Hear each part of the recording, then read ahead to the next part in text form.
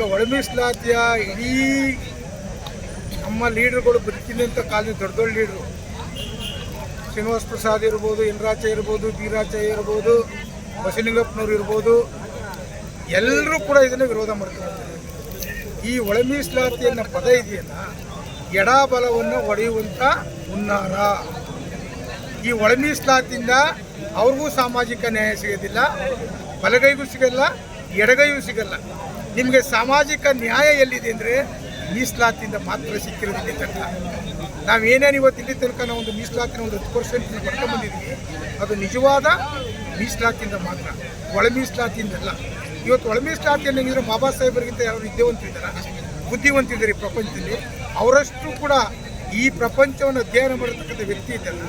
ಮೀಸಲಾತಿ ಕೊಟ್ಟರೆ ಹೊರತು ಒಳ ಮೀಸಲಾತಿ ಎಲ್ಲ ನಿಮ್ಮ ಸಂವಿಧಾನದಲ್ಲಿ ಎಲ್ಲೂ ಕೂಡ ಸೇರಿಸಿರವಲ್ಲ. ನಿಮ್ಮ ರಾಜಕೀಯ ಇಚ್ಛಾಶಕ್ತಿಗೋಸ್ಕರ, ನಿಮ್ಮ ನಾಯಕತ್ವವನ್ನು ಬಿಲ್ಡಪ್ ಮಾಡಲಿಕ್ಕೋಸ್ಕರ ಕಳೆದ 30 ವರ್ಷದಿಂದ ನೀವು ಎಲ್ಲ ಜಾತಿಯ ಮುಖಂಡರುಗಳು ಕೂಡ ಮಾಡಿರ್ತಕ್ಕಂಥದ್ದು. ರೀ ಬಲಗೈನವ್ರು ಎಲ್ಲನೂ ತಿಂದುಬಿಟ್ಟಿದ್ದಾರೆ, ಎಡಗೈನವ್ರು ಮೋಸ ಮಾಡಿದ್ದಾರೆ. ಏನಾಗಿದ್ದೀವು? ನನ್ನ ಜನನೂ ಕೂಡ ಬೀದಿ ಭಿಕಾರಿಗಳಾಗಿದ್ದಾರೆ.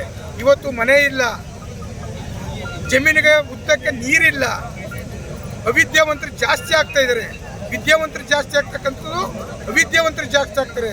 ಇವತ್ತು ಉದ್ಯೋಗ ಅಂತಕ್ಕಂಥದ್ದು ಒಂದು ರಾಜ್ಯದಲ್ಲಿ 3 ಲಕ್ಷ ಬ್ಯಾಕ್ಲಾಗ್ ಹುದ್ದೆ ಖಾಲಿ ಇದೆ. ನೀವು ತುಂಬೋದಾಗಿತ್ತಲ್ಲ ಸ್ವಾಮಿ, ನೀವು ಎಲ್ಲಿ ಮತ್ತೆ ಸಂವಿಧಾನದ ಆಸೆಯನ್ನು ಪೂರೈಸಿದ್ದೀರಿ? ನೀವು 75 ವರ್ಷ ಬೇಕಾ? ಬಾಬಾ ಸಾಹೇಬರು ಕೇವಲ ಒಂದು 20 ವರ್ಷ ಕೇಳಿದರು.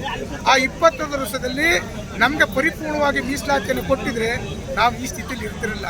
ಒಂದು ಕಡೆ ಮೀಸಲಾತಿಲಿ ಭೂಮಿ ಕೊಡ್ತಿದ್ದಾರೆ, ಯಾವನ ಶ್ರೀಮಂತ ಬತ್ತನ ಅದನ್ನು ಕಬಳಿಸ್ಕೊತಾನೆ. ನಮ್ಗೆ ಏನು ಉಳಿತದೆ? ನಮಗೆ ಆ ಭೂಮಿ ಕೊಟ್ಟಂದ್ರೆ ನಮ್ಗೆಲ್ಲ ಮೂಲಭೂತವಾದಂಥ ಸೌಕರ್ಯವನ್ನು ಕೊಡಬೇಕು, ಅದು ಕೊಡಲಿಲ್ಲ. ಅದು ಮೀಸಲಾತಿ ಅಂತ ಒಪ್ಕೊಳ್ಬೇಕು. ಕೇವಲ ಇಲ್ಲಿ ತನಕ ಕೂಡ ಮೀಸಲಾತಿಯನ್ನು ಬರೋ 10% ನಮಗೆ ಸಿಕ್ಕಿರೋದು. ಅದರಲ್ಲಿ ಎಲ್ಲರಿಗೂ ಕೂಡ ಸಮಾನತೆ ಸಿಕ್ಕಿದೆ.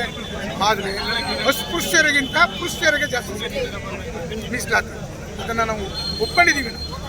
ನಮ್ಗೆ ಯಾರು ನಮಗಿಂತ ಬಡ ಜನರಿಗೆ ಕೆಳಗಿರ್ತಕ್ಕಂಥವ್ರು ಅವ್ರಿಗೂ ನಾವು ವಿರೋಧ ಮಾಡ್ತಾ ಇಲ್ಲ. ಆದರೆ ನಿಜವಾದ ಮೀಸಲಾತಿ ಸಿಗಬೇಕಾಗಿರೋದು ಸಿಗ್ತಾ ಇಲ್ಲ.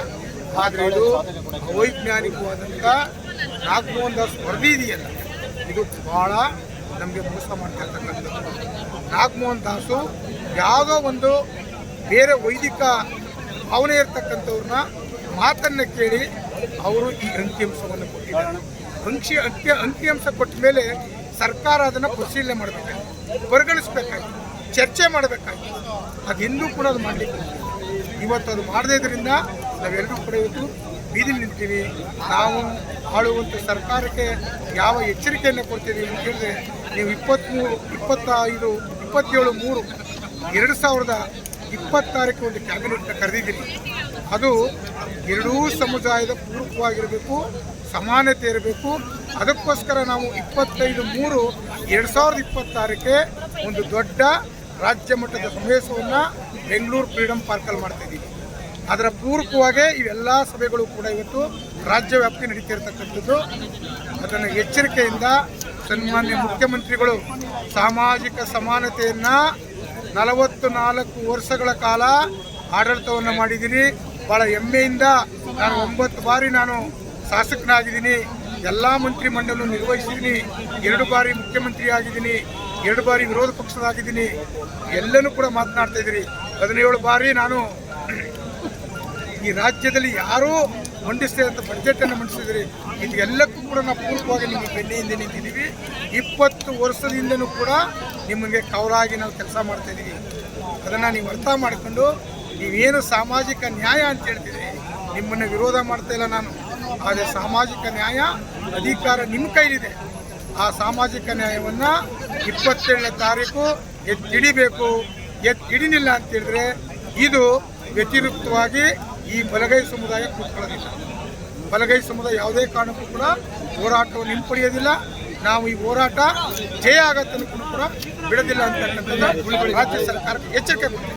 25/3/2026 ಬೆಂಗಳೂರಿನ ಪೀಪಲ್ಸ್ ಪಾರ್ಕ್ ಮೈದಾನದಲ್ಲಿ ಏನು ನಮ್ಮ ಶೋಷಿತ ಬಲಗೈ ಸಮುದಾಯದ ಮೀಸಲಾತಿಯ ನಾಗಮೋಹನ್ ವರದಿಯ ತಿರಸ್ಕಾರ ಮಾಡಬೇಕಂತೇಳಿ ಏನು ಅವರು ಪ್ರತಿಭಟನೆ ಮಾಡ್ತಾ ಇದ್ದೀವಿ.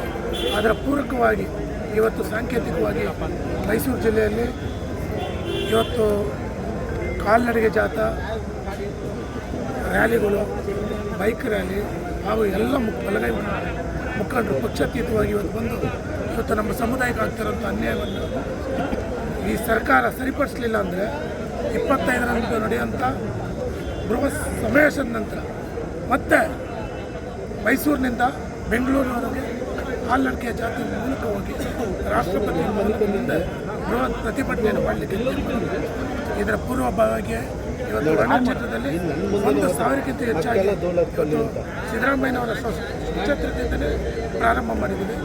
ಈ ಒಂದು ಮುನ್ನೆಲೆಯಲ್ಲಿ ಸರ್ಕಾರ ಇಂದಾದರೂ ಮುನ್ನೆಚ್ಚರಿಕೆ ಕ್ರಮವಾಗಿ ನಮ್ಮ ಬಲಗೈ ಸಮುದಾಯಕ್ಕೆ